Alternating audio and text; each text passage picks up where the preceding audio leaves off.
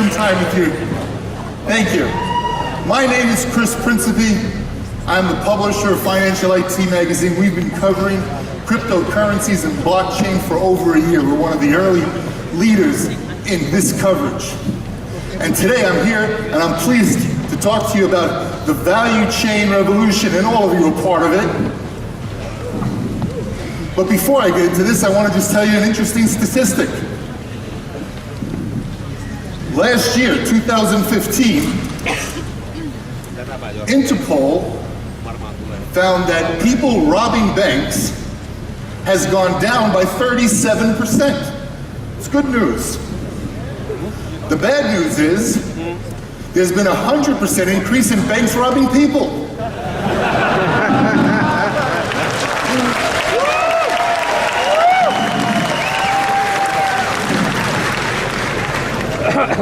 So let's get started.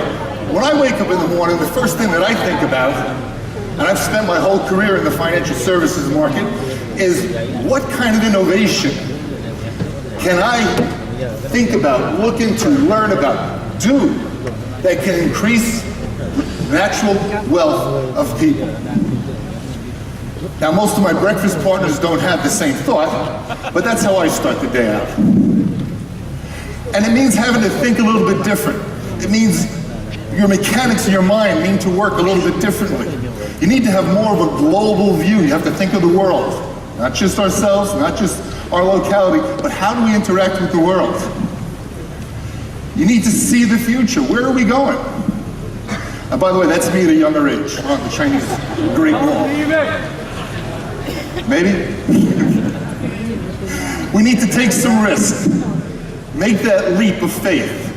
But I'm not talking about risks that we don't understand. I'm not talking about risks that we can't manage. I'm not talking about risks that we are going to lose our house or our wealth and our families are. I'm talking about manageable risks that will help increase our futures. This is danger. That's a risk. So when we talk about innovation, Wikipedia says it means doing something new, but I actually like Dr. Sanjay's definition, which is innovation produces wealth. And to illustrate it, I've got this statue, the spirit of innovation. Can anybody in this room tell me where this statue is? Any guesses? I'll give you a little hint. Where I live is in South Florida. Miami. Didn't help? Not Miami. Walt Disney World. Well, hey, Walt Disney was an innovator. Walt Disney World is an innovation place. Okay, so what's coming in the future? We need to think about that today. We need to make and take actions today. Not like my friend here on the screen.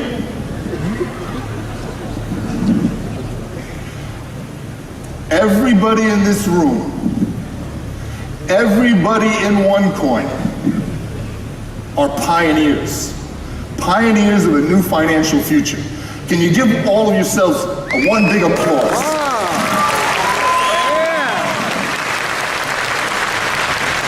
Because you're the people that are going to drive the future, just like these pioneers of old did. You're going to break through. You've already broken through. Look at the numbers we've heard so far today. It's pretty amazing. It's time now. It's time to take action. It's time to move ahead. It's time to start telling the banks and the governments what it is we want to do. Do we know what we want to do? Yes. We want to get out of the waters that's infested with the banks and the governments. And we want to jump out and find a new future. We want to shout to them and tell those banks and the government what it is that's important to us. Do we know what's important to us? Yes. That's right. Set my money free.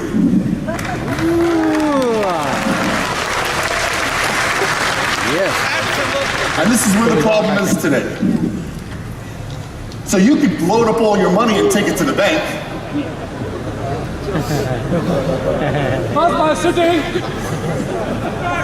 I don't know, it might be Jewish truck, I don't know. Or you can try another solution. That might be Sebastian, right? Yeah. It's a good solution. It's not comfortable though, is it? No. But at OneCoin we don't sleep, Sebastian. You said so. He never sleeps. Okay. Cryptocurrency, that's where it is. The movement of the cryptocurrency market has been amazing. It's transforming the world. It will continue to transform it in a way that surpasses what we've seen with the internet. And the internet took too long to get where it is today. Cryptocurrency is getting there in a fraction of the time.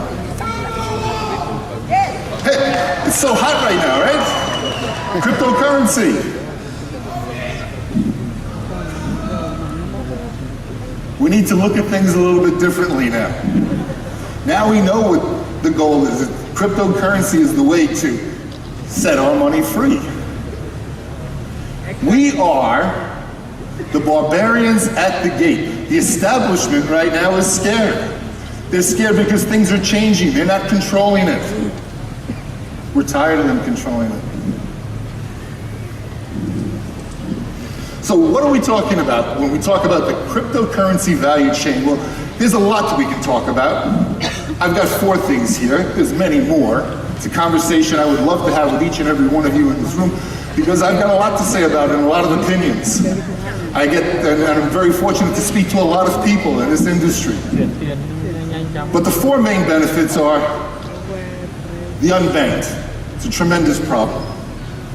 Sending your money where you want to send it. Preserving your money. Being able to actually hold on to the wealth that you earn with your hard day's work and the sweat that goes into it. And being able to buy and sell what you need, what you want, when you want it through global trade. There's many more, but for me, these are the 4 keys. So, actually these slides were supposed to move when I'm ready and they didn't. But we have, for the unbanked, there's the unbanked, there's the underserved. Okay, unbanked we know, those are the people that can't get bank accounts or that have no access to bank accounts. Underserved are people with bank accounts that don't get the services they need. The unbankable, right? These are people the banks don't even want to deal with.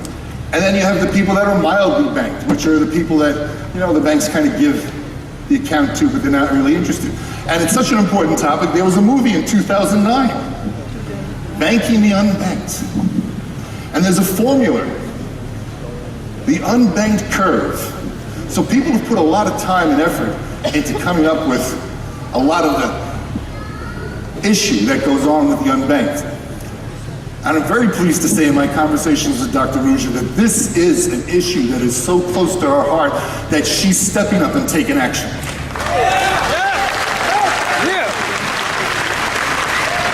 And with all the bankers that I know, they're going in the opposite direction.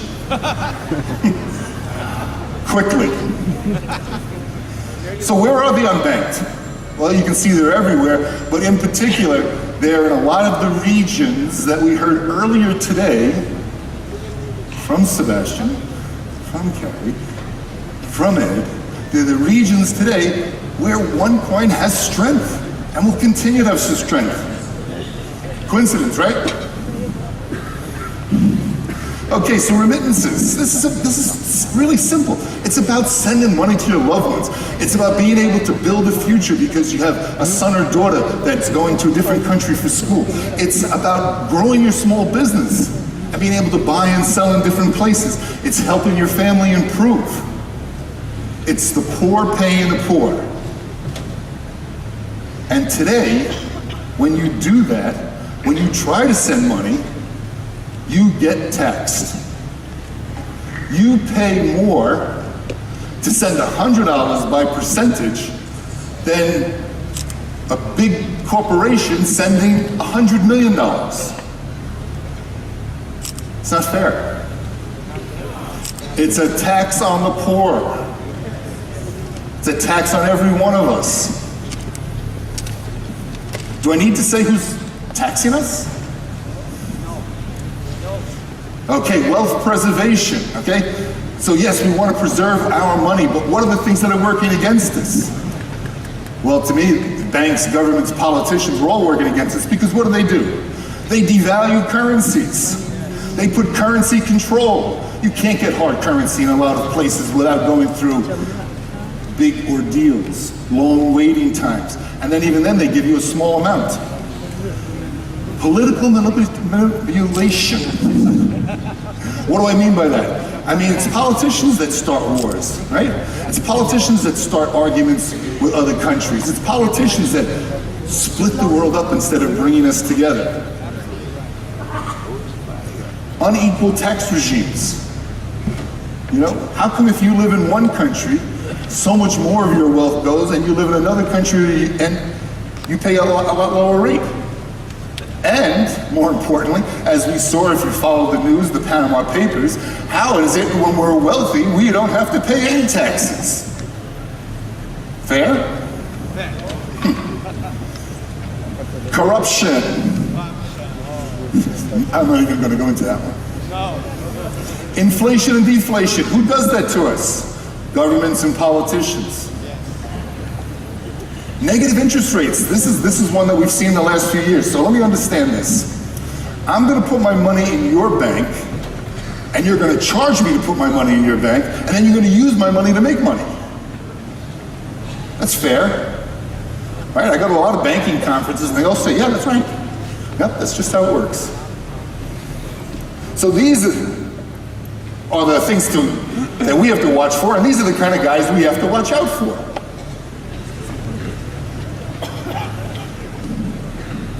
Anybody vote for them? No. Well, you might have, you just didn't know it until you see these pictures, right? So just to give you one example, OneCoin's very strong in China, but what's happened in China? Well, in August of last year, we had a devaluation. That means everybody went to sleep at night with X number of dollars, X amount of value, and when they woke up the next morning, what did they find? All of a sudden, we have less than what we had the night before. Is that fair? No. Who does that? Governments, politicians, and banks. We had a similar incident just in May, where again there was a small devaluation. And this doesn't just happen in China, this happens in all countries, and by the way, it's worse in a lot of countries. So that's the thing that scares me. When is it going to happen next? Where is it going to happen next? Is it going to happen in your country? Is it going to be your currency? You want to keep your money in your bank? Could be. Anytime and anywhere. When you wake up in the morning, it's a sinking feeling. When all of a sudden you look on your bank statement and you find you're not worth as much as you worked for. That your bucket of sweat just got dumped out. So come to global trades. This is the buying and selling of goods and services and ease of settlement for buying of goods and services. Be able to do that and cross borders and not have to worry about fraud. As we heard, that there's a big push on security and some very impressive offer of a competition from OneCoin, right? It's the inaccessibility of certain markets and restrictions on what you can buy or sell. And who does that? Well, it's governments. It's the banks. You want to make a cross-border payment? Oh, well, there's a payment fee, there's FX charges, there's, I don't know, the bank in the middle charges, right? You want to buy some things in certain countries, and, oh no, we have an embargo on that country, and, well, I don't know, I personally don't have fight with, or I'm battling with anybody, any country or nationality. Oh, but if my government has, well then I can't do business. I can't buy what I want and get the items that I need. Sound fair to you?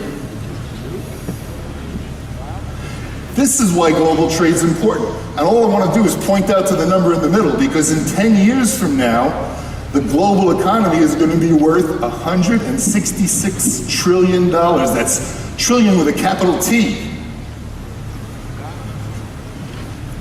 There is a huge potential for a cryptocurrency to be a trade currency. A cryptocurrency that's done right, that's done with visibility, with compliance, that's done so it can cross borders, that's done so that it's easy for somebody to be able to buy and sell things. Today, in global trade, the US dollar is 80% of all the buying and selling that's done globally. That's way too high. But that provides an opportunity, and it provides an opportunity for everybody in this room, because when you own a cryptocurrency and you have merchants that accept that cryptocurrency, now you can buy and sell without bank charges, without FX fees, without being told that country's okay or that product's not okay.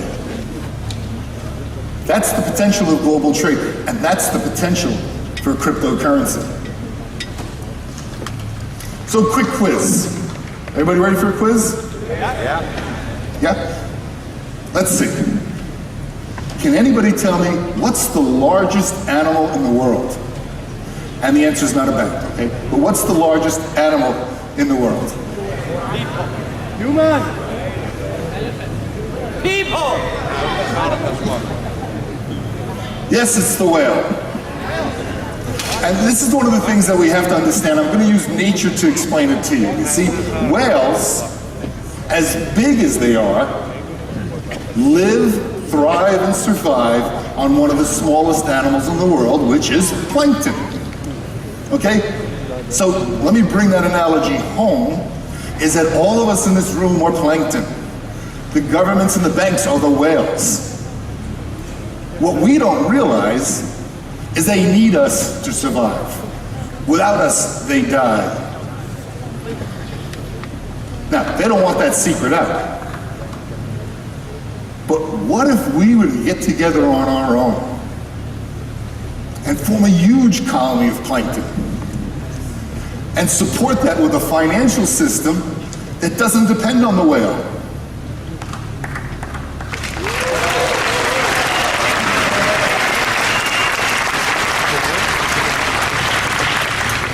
That's the goal. That's where the direction is. So there's going to be a convergence between the old money system and the new cryptocurrencies and digital systems. I'm betting on cryptocurrencies. I don't know about anybody else in this room, but that's my bet.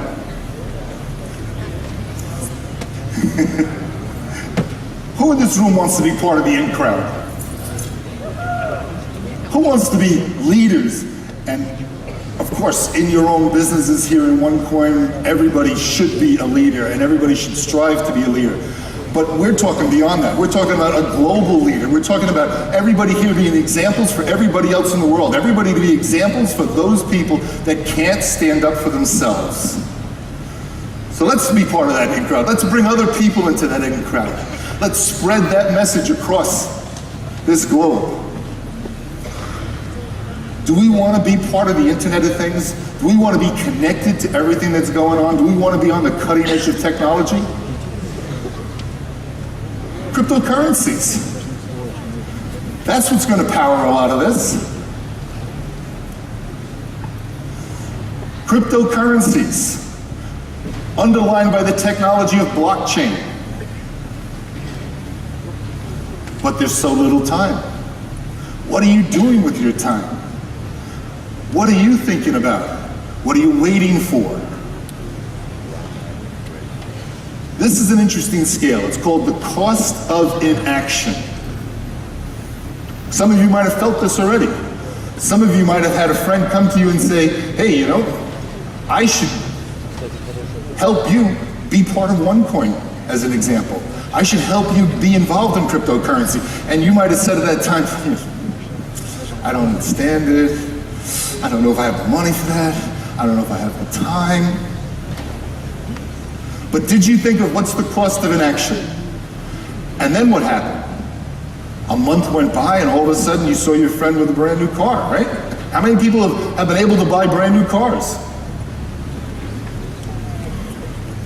Cost of inaction. And that cost of inaction only helps guys like this.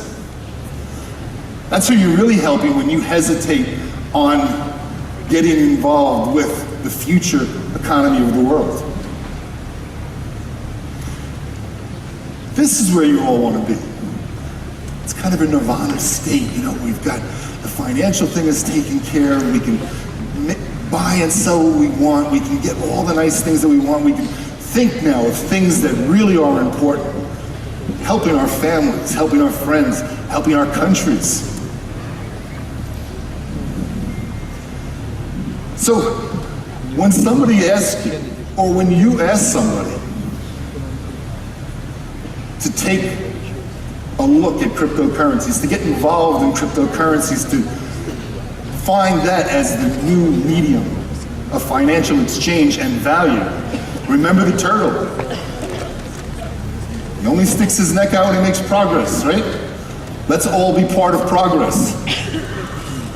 So I'm going to leave you with a quote from one of my favorites. Maybe people have heard of the immortal Bruce Lee. And his famous quote is, "Be like water, my friend."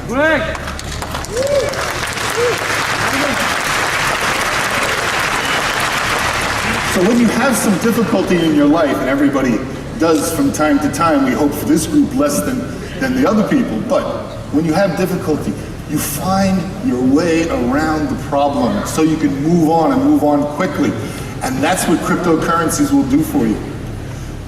So I'm going to close with "Be like water, my friends," and give you just a quick little view and advertisement for Financial IT. I would be really pleased and encourage and invite all of you to go to our website, financialit.net, and sign up for our newsletter and look for some of our information that we're going to be coming out in the future.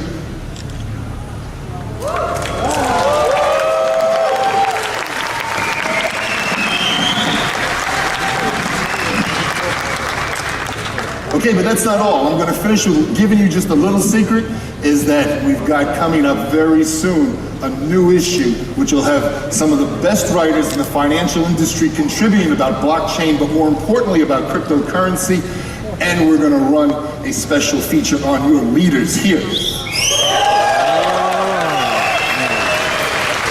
We're going to find out what they think, what they see in the future, and spread that around the financial community in a way they've never seen before. Thank you very much. Have a good day. Have a good night.